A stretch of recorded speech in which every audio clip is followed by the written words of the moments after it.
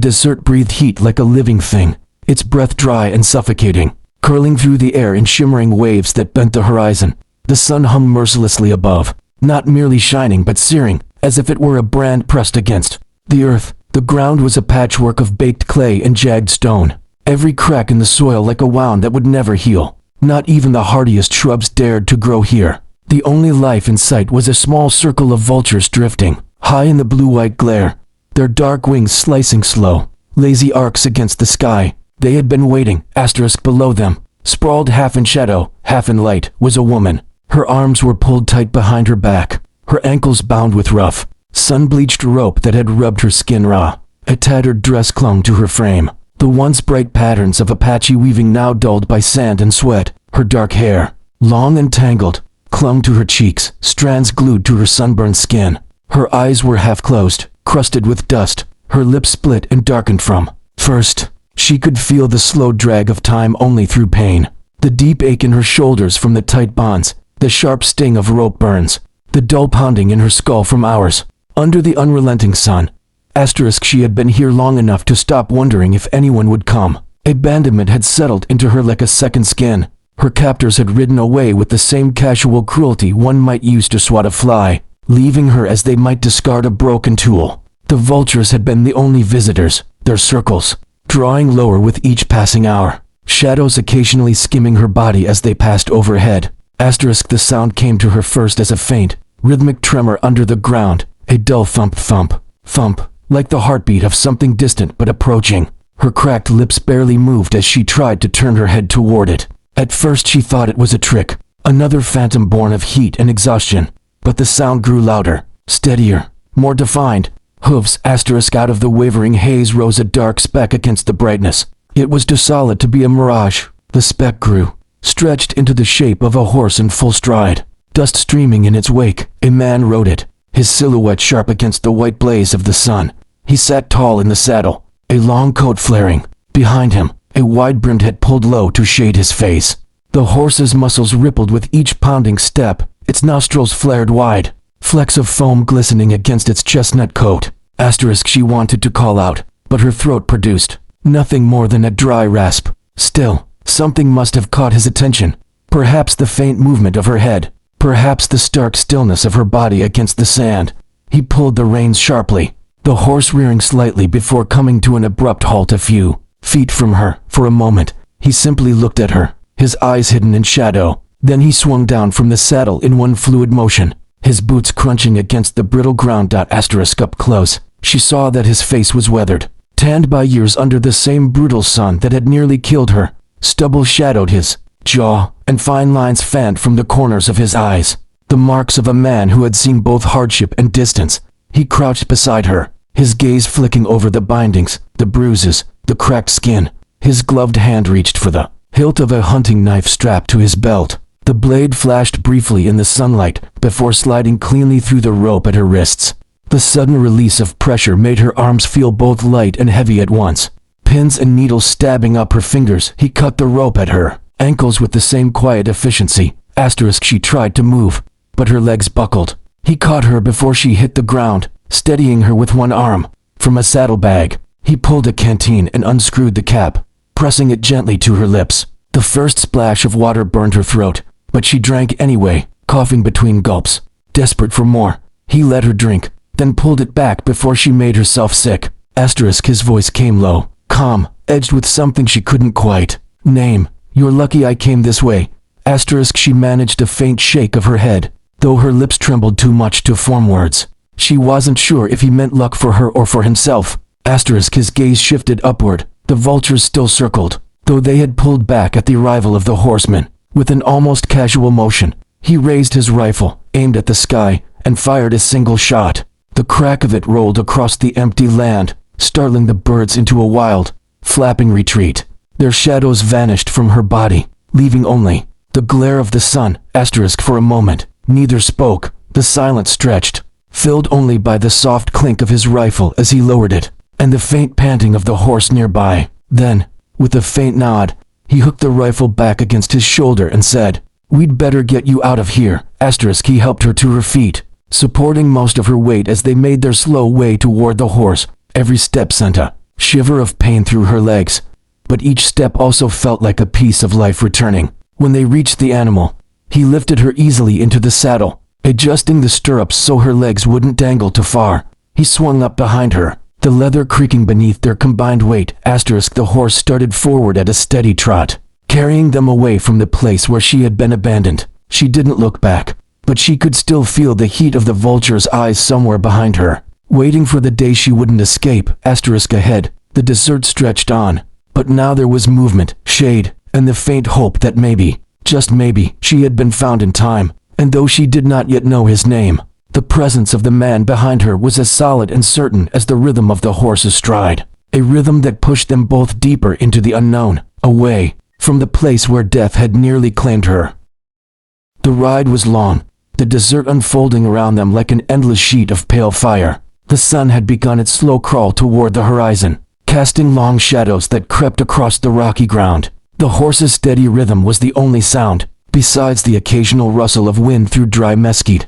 She sat rigid in the saddle at first, her body still weak, every muscle sore from the hours she'd spent tied in the open. But the warmth of the man behind her, his arm occasionally brushing hers as he adjusted the reins, brought an odd, unspoken reassurance. They hadn't spoken much since leaving the place where he'd found her.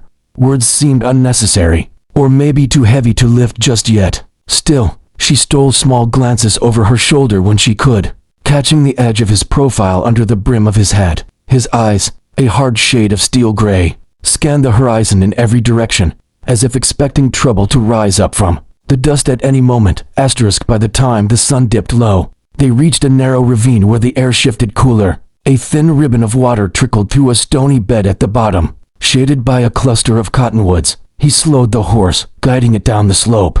The animal drank greedily from the stream while the man dismounted, then reached up to help her down.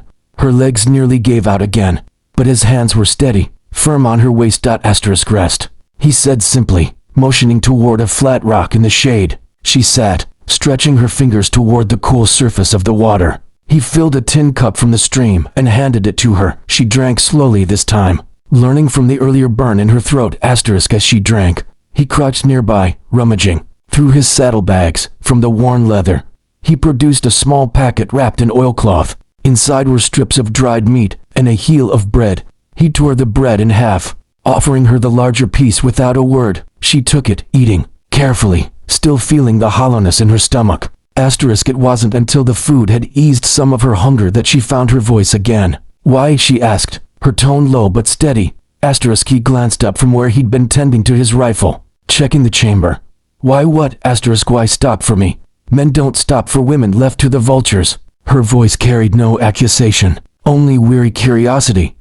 He shrugged, though the gesture felt deliberate, as if it carried more weight than he wanted to admit. "Seemed wrong to ride past. Besides, those men who left you." He paused, tightening the strap on his rifle. "I've crossed paths with their kind before. Don't much like leaving their work unfinished."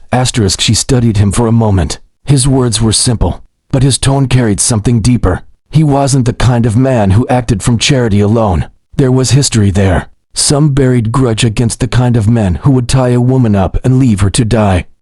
Night came quickly in the desert. The ravine's shadows deepened until the moon rose, spilling pale light over the rocks and water. He built a small fire from dry wood and twigs, its flames throwing shifting orange across his features. She sat close enough to feel its warmth, her arms wrapped around her knees. For the first time since she'd been taken, she felt the air loosen in her chest. But peace didn't last long.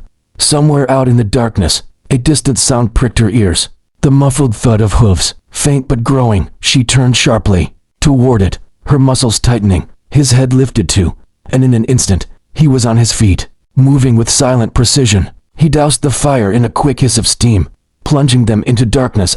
"Stay here," he murmured, voice barely above the whisper of wind. He moved toward the edge of the ravine, crouching low, rifle in hand. She followed on instinct, keeping low until she reached his side. Together, they peered over the edge.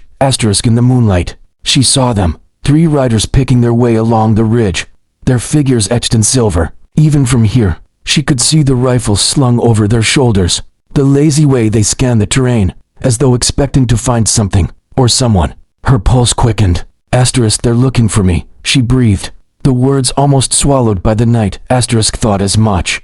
He said, "Best guess, they're scouting ahead for the rest of their pack." Asterisk she waited for him to suggest fleeing deeper into the ravine, but instead he checked his rifle again, calm and methodical. "We'll wait till they're close enough to count their teeth," he said quietly. Asterisk her eyes widened. 3 against 1? Asterisk his lips curved into something that wasn't quite a smile. "You're forgetting the part where they won't see me first." Asterisk he moved like water over stone, slipping between shadows until he found a patch of scrub that gave him clear sight of the ridge. She stayed back, crouched against the rocks, her breath shallow. The night air felt colder now, threaded with the sharp scent of gunpowder waiting to be loosed. Asterisk the riders drew nearer, their voices carrying in the stillness, coarse laughter. Snatches of conversation she couldn't make out. She saw him lower into position, rifle braced, one eye shut against the sights. Then, in the space of a heartbeat, the sharp crack of his shot split the air. Asterisk one rider dropped instantly,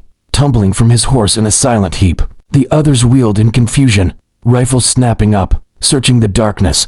Before they could find him, another shot rang out, and the second rider fell sideways. His boot tangled in the stirrup. The third shouted something, yanking his horse around, and spurred it hard into the night. Asterisk silence closed over the desert again. She sat frozen, the echoes of the shots still ringing in her ears.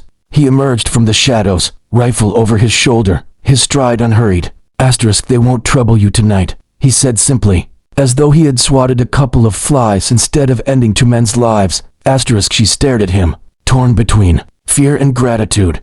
The fire between them was small now, no more than embers, but in his presence, the night no longer felt quite so cold. Asterisk they didn't speak again until the moon had climbed higher. When she finally lay down to rest, her head pillowed on a folded blanket he had given her, she realized she no longer felt entirely alone. Whatever tomorrow brought, she knew the man who had pulled her from the Vultures wasn't the sort to abandon anyone, not without a fight.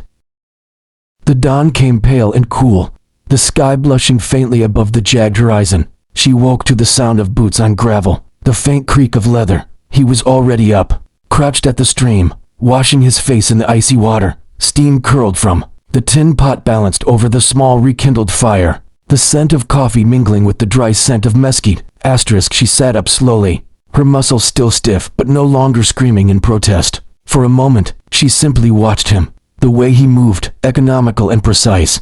Every gesture shaped by habit. There was no wasted motion, no idle twitch. He was a man accustomed to mornings like this, and likely nights far worse. Asterisk when he noticed her watching, he offered a brief nod. "Eat while you can, we'll be moving soon." Asterisk she didn't question it. The events of the night still lingered in her bones. The sight of those men falling from their saddles, the way his voice had remained steady while hers had shaken. She ate the bread and dried meat he handed her, washing it down with coffee that burned her tongue but drove out the last of the night's chill. Asterisk he said little as they broke camp, saddling the horse with the same quiet efficiency. But when she asked where they were headed, his answer was direct, east, toward the canyons. "There's a place there you can rest, out of sight." Asterisk she hesitated. "And you?" Asterisk not sure yet, he said, tightening the last strap. "Depends who else is riding after you." Asterisk they rode through the morning, the sun climbing higher, the land opening into wide, empty plains dotted with low brush. Every so often, he would stop, dismount, and study the ground. She realized he was checking for tracks, his eyes scanning the dirt like a man reading a book. Twice, he frowned, leading the horse off their original path, skirting gullies and dry creek beds as if to erase their trail. Asterisk by midday, they reached a ridge that overlooked a shallow valley. Below, a scattering of abandoned buildings leaned into the wind, remnants of an old trading post. Roofs sagged, doors hung crooked, but there was still shelter from the sun and eyes of the open land. Asterisk he dismounted first, helping her down, and led the horse toward a corral with half its rails missing. "Stay here," he said, moving toward the buildings. She waited, listening to the wind sigh through the broken windows. He was gone several minutes before returning, his expression unreadable. Asterisk empty, he said. For now. Asterisk they took shelter in what had once been a storeroom. Dust coated the floor, and the only furniture was a warped table and 2 mismatched chairs. He set down his gear, scanning the corners as if expecting movement in the shadows. Then, without a word, he moved to the narrow window facing the valley and stood watching the horizon. Asterisk she sat on one of the chairs, studying him. He seemed to exist in two states at once, entirely present, yet always listening for something beyond the walls. She wanted to ask him what drove that constant vigilance, but the words caught in her throat. Asterisk instead, she said softly, "They won't stop looking for me." Asterisk his eyes stayed on the horizon. "No, they won't, but that doesn't mean they'll find you." Asterisk she felt the truth in his tone, not hope, but certainty, and yet, in that certainty, she heard the weight of his own experience. He had been hunted before. Asterisk the afternoon passed in a slow stretch of silence. He kept to the window, occasionally, stepping outside to check the slope behind the building. She paced the room, restless, the stillness making her skin itch. When she finally broke the silence, her question came out sharper than she intended. Asterisk, why do they want me dead? Asterisk he glanced over his shoulder, his gaze steady. Why don't you tell me? Asterisk she froze, realizing he wasn't asking out of ignorance. He already suspected something, and the set of his jaw told her he'd wait for an answer. No matter how long it took. Asterisk she looked away, her hands curling into fists. Because I saw something I wasn't meant to. Men with rifles. Crazy things I don't understand. They didn't know I was there at first. But when they found me, her voice faltered. They thought killing me would keep it quiet. Asterisk, and you were near the San Pedro? He asked. Asterisk she nodded slowly. Asterisk he exhaled through his nose, turning back to the window. That's what I thought. Asterisk before she could ask what he meant, he stiffened, his head tilting slightly. She heard it too, the faint, distant rumble of hooves. This time, there was no uncertainty. It was more than a handful of riders, the sound swelling as it drew nearer. Asterisk, stay down, he said, his voice flat, controlled. He moved to his saddlebag, pulling out a box of cartridges and sliding them into the loops on his belt. Then he checked his rifle and revolver, the motion smooth and practiced. Asterisk through the cracked window, she saw them come, a line of riders cresting the far ridge, their silhouettes black against the fading sky. Dust rose behind them, carrying the metallic glint of sunlight off rifle barrels. Asterisk, how many? She whispered. Asterisk, too many to fight head on, he said, which means we don't. Asterisk he crossed to the rear wall, where a narrow door sagged on rusted hinges. There's a dry gully behind this place. It'll take us east without them seeing. If we move fast. Asterisk she didn't argue. He led the way, his movements quick but quiet, guiding her into the gully just as the riders entered the valley below. From their position, she could hear the shouts, the barked orders, the scrape of boots against wood as some of the men dismounted to search the buildings. Asterisk they kept low, moving along the gully's winding path. Every turn took them farther from the voices, but her heart still pounded in her ears. The dry earth crumbled beneath her boots, the air thick with the smell of dust and sage. Asterisk when they finally climbed out onto higher ground, the valley lay far behind them, the riders now just dark shapes against the ruins. He didn't slow until they reached a rocky outcrop that offered a clear view of the land for miles in every direction. Asterisk there. He stopped, scanning the horizon again. Only when he was satisfied did he turn to her. They'll keep coming. You need to decide how far you're willing to run. Asterisk her breath caught, the weight of the choice pressing hard. The desert stretched out on all sides, vast and unforgiving. But in his presence, for the first time since she'd been left to die, she felt a sliver of control return. Asterisk, and deep down, she suspected he wasn't going to let her face that choice alone. Night had settled over the desert like a heavy blanket, the kind that swallowed sound and turned the world into shapes and shadows. A thin crescent moon hung low, casting silver light across the jagged ridges. They had made camp in a sheltered hollow between two massive boulders, the fire kept small, its glow barely touching the edges of the rocks. Asterisk she sat close to the flames, her blanket wrapped tightly around her shoulders, the chill biting harder now that the sun was gone. He was a few feet away, sitting on an overturned saddle, cleaning his revolver with slow, methodical care. Every so often, he'd glance toward the dark horizon as if expecting it to move. Asterisk she watched him in silence, the flickering firelight tracing the lines of his face, the weathered skin, the faint scar along his jaw, the eyes that seemed always on the edge of narrowing. It struck her then how little she knew about him beyond his actions, and yet, those actions had already rewritten the course of her life. Asterisk, why are you helping me? She finally asked, her voice low. Asterisk he didn't look up from his work. Because I was there once. Different place, different reason, but I know what it's like to be left to the vultures. Asterisk she swallowed. the image of her own near death still too vivid, the heat, the circling shadows overhead, the dry rasp in her throat. And did someone help you? Asterisk. His hands paused for a fraction of a second before resuming their steady rhythm. No, not in time. Asterisk. That was all he said, but it was enough. She understood then that his rescue of her wasn't just an act of courage, it was an act of defiance against a past that still haunted him. Asterisk. The wind picked up, carrying with it the faint, distant howl of a coyote. She shivered, and he glanced at her, his eyes narrowing slightly. Without a word, he tossed her an extra blanket from his pack. She caught it and wrapped it around herself, surprised at the small gesture of care from a man who spoke like he'd buried all softness years ago. Asterisk. They ate in silence, the simple meal of beans and bread filling the empty space in their stomachs, if not their thoughts. The crackle of the fire became the only sound until he finally set his revolver aside and leaned back against the rock. Asterisk. They'll likely try again tomorrow, he said. They've got your trail now. You've got a choice. Keep running until they tire, or face them somewhere on your own terms. Asterisk. She stared into the flames, the thought of facing them making her gut twist. On my own terms. Asterisk. He nodded. You know the land better than they do. You pick the ground, set the terms, and they walk into your fight, not theirs. Asterisk. Her mind churned with the idea. She had grown up in this country, had walked its canyons and climbed its ridges since she was a child. If she stopped running and used that knowledge, maybe she could end this. Asterisk. Would you help me do it? She asked quietly. Asterisk. His gaze met hers across the fire.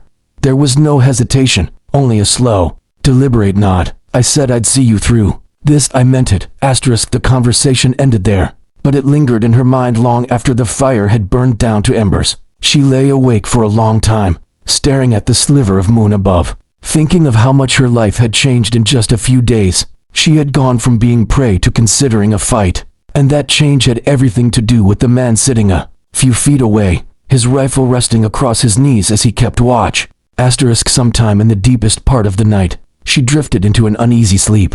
Dreams came, flashes of heat and dust, of circling vultures and reaching hands. But then there was another image, one of a shadow standing between her and the sun, blocking the danger from reaching her. Asterisk. When dawn came, it was sharp and cold, the air tasting of dust and something electric, as if the day itself knew it was carrying weight. He was already up, packing the gear with the same quiet precision as always. Asterisk. Eat, he said without looking at her. We've got ground to cover before the sun's high. Asterisk. They broke camp quickly, the fire's ashes scattered and the trail behind them covered as best as possible. Riding side by side through the pale light of morning, she realized something strange. For the first time since this began, she didn't feel like she was being chased. She felt like they were moving towards something. Asterisk. She didn't know exactly how it would end, whether it would be at the edge of a canyon or under the shadow of the ridges. But she knew this, she wouldn't be alone when it happened. Asterisk. And somewhere, deep inside, the fear that had defined her days was giving way to something far more dangerous, the will to fight back.